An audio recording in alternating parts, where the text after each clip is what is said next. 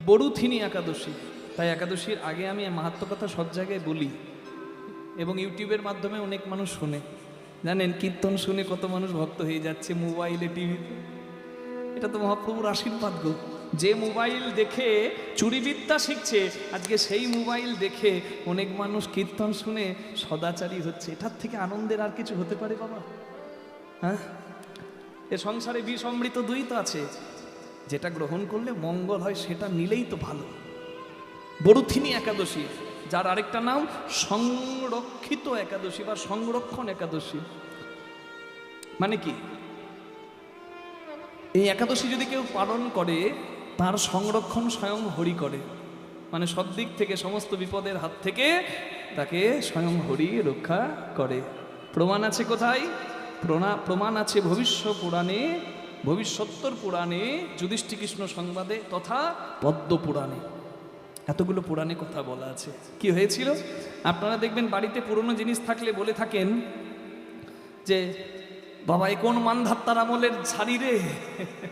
মানধাত্তা মানে অনেক পূর্বের রাজা, ইক্ষ্বাকু বংশের মানে সূর্য বংশের ইক্ষ্বাকু কুলের রাজাগুলো মানধাত্তা।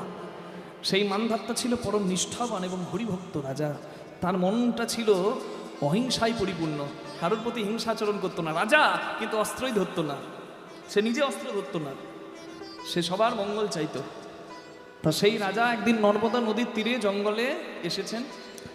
তা জঙ্গলে যখন হরি ধ্যানে মগ্ন, তখন একটা বনের খ্যাপা ভল্লুক এসে তার পাটাকে কামড়ে ধরে টানতে টানতে তাকে জঙ্গলের ভেতরে নিয়ে যায়।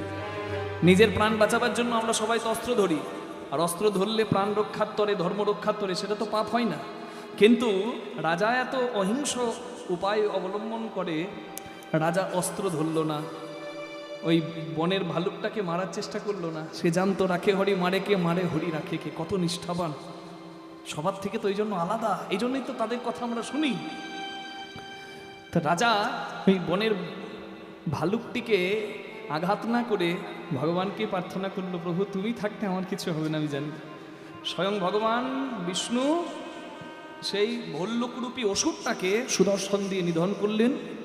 ইক্ষ্বাকু বংশের ওই মানধাত্তা রাজা শ্রী বিষ্ণুর দর্শন পেয়ে হাত জোর করে বললেন, প্রভু আমার কেন এমন দুর্দশা হলো? আমি কি কোনো পাপ করেছি?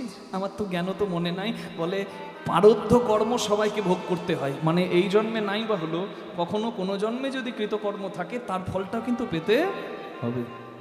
পূর্বজন্মে তুমি অপরাধ করেছিলে, তার প্রারব্ধ ফল তুমি পেলে। হ্যাঁ, এখন আমি কি করব? হ্যাঁ, হরি বল হরি বল। তখন বলে তুমি একাদশীতে আমার স্মরণ করো। আমার জ্যোতি থেকে একাদশীর জন্ম, যে একাদশী মূর নামে দৈত্যকে নিধন করেছিল। হরি বল। ভগবান বিষ্ণুর জ্যোতি মূ একাদশী নামে মূর দৈত্যকে নিধন করেছিল। ভগবান বিষ্ণু আশীর্বাদ করেছিল একাদশীকে, যে একাদশী তিথিতে তোমাতে আশ্রয় নেবে সেই হরির কৃপা পাবে। নিতাই গৌর হরি বল। তা তুমি একাদশী আশ্রয় করো, মানে একাদশী ব্রত পালন করো। এই বড়ুথিনী একাদশী মানধাত্তা রাজা পালন করেছিল এবং পালন করার গুণে তার সমস্ত দুর্দশা কেটে গিয়েছিল। এটা হলো কথা। হ্যাঁ, ধন্দুবার নামে একজন, সে শিবের অপরাধে কুষ্ঠরোগী হয়েছিল, কিন্তু এই বড়ুথিনী একাদশী করার গুণে সেও উদ্ধার পেয়েছিল। অনেকগুলো মাহাত্ম্য কথা আছে মা, আমরা কয়েকটা বললাম। আপনাদের কাছে প্রার্থনা করলাম আপনারা সবাই একাদশী পালন করবেন।